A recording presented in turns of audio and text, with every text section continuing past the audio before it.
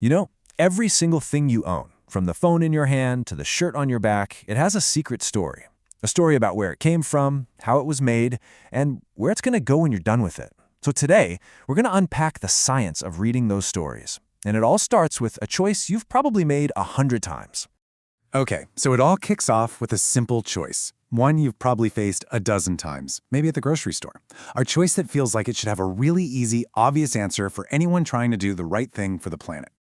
Oh, you know the one I'm talking about. You're at the checkout, your groceries are piling up, and you get asked the question. The right answer seems pretty obvious, doesn't it? But what if our gut feeling is actually wrong? And yeah, this totally nails our gut reaction, right? The cotton tote feels virtuous. It's reusable, it's natural, it's sturdy. The plastic bag, on the other hand, well, it feels like the villain. It's lightweight, sure, but we all know the deal with single-use plastic. This is the story we tell ourselves. But what if I told you that's just like chapter 1? Right? Because to find the real answer, you can't just look at the moment you use the bag. You need a tool that can see its entire life, from the very beginning to the very end. You've got to uncover its hidden story. See, every single product has a whole life story, a full journey with an environmental footprint at every single step. And lucky for us, there's a scientific method designed specifically to map out that entire journey. It's called a life cycle assessment, or LCA for short.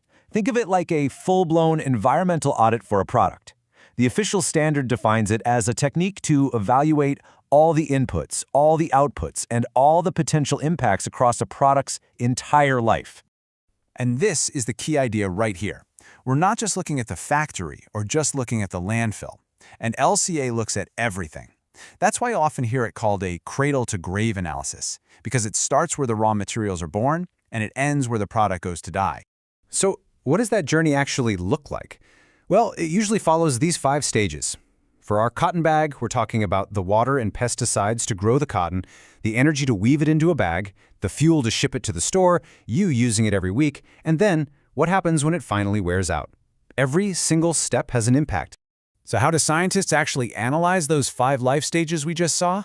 Well, to do it right, an LCA is conducted like a really rigorous scientific investigation, and it's broken down into 4 distinct phases.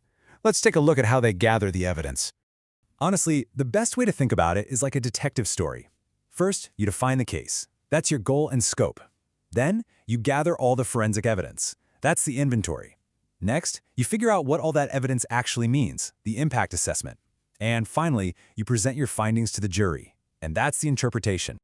Okay, so phase 1 is maybe the most crucial of all. It's where you define the exact question you're trying to answer. What are we comparing? And critically, how do we compare them fairly? To do that, to make sure it's an apples-to-apples comparison, investigators establish what's known as a functional unit.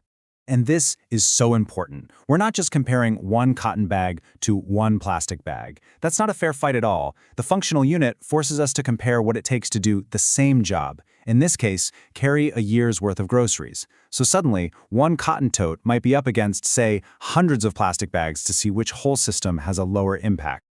All right, once the rules are set, it's time for phase 2, the inventory. And wow, this is the super intensive number-crunching part. For everything needed to fulfill that functional unit, scientists meticulously list every gram of steel, every liter of water, every puff of CO2. It is an exhaustive accounting of everything that goes in and everything that comes out. But, you know, a huge list of numbers doesn't really mean much by itself, right? So in phase 3, those numbers get translated into potential environmental harm. All that CO2 data gets converted into a potential global warming impact. All the water data gets linked to water depletion. This is where all that data starts to tell a real story about real-world consequences. And that brings us to the final step, phase 4, interpretation. This is where the experts step back, look at all the evidence, the inventory, the potential impacts, and put it all together. They identify the biggest environmental hotspots, and based on the original goal of the study, they draw their final conclusions. Now you might be thinking, how do we know this is all legit and not just someone's opinion? Well, to make sure this whole process is credible, every LCA has to follow a strict set of rules. These principles are what make it a trustworthy scientific tool. These are basically the non-negotiable ground rules. The life cycle perspective, for instance, means a company can't just, ship its pollution problem to another country and call itself green. And comprehensiveness means you can't just focus on carbon emissions while totally ignoring that your process uses a ridiculous amount of water. These principles make sure the results are solid. Okay, so we've got our super powerful scientific tool, we understand how it works, and we know the rules it has to play by. Let's go back to where we started and finally solve this thing. So, after all that, what's the verdict? What does the science of life cycle assessment actually tell us? Which bag truly wins the environmental crown? And this is the surprising and maybe a little frustrating truth. LCA doesn't give us a simple winner. What it gives us is a complex series of trade-offs. Turns out making just one of those cotton bags is incredibly thirsty. It can require enormous amounts of water and pesticides. Meanwhile, that flimsy little plastic bag, it often has a much lower carbon footprint to produce. Suddenly, the hero and the villain, they're not so clear anymore, are they? And really, this gets to the absolute heart of what LCA is all about. It's not here to give us one right answer.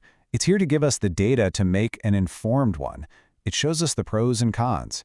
Do you care more about water usage, or ocean plastic, or carbon emissions? LCA gives you the map, but we still have to choose the destination based on what we value. So you see, the real power of thinking this way isn't about finding some magical perfect product. It's about having a new way of seeing the world. It's the power to look at any object, your phone, your shoes, your coffee cup, and start asking the right questions. To look past the label and start to see the complex, hidden, and honestly fascinating life story of everything around you.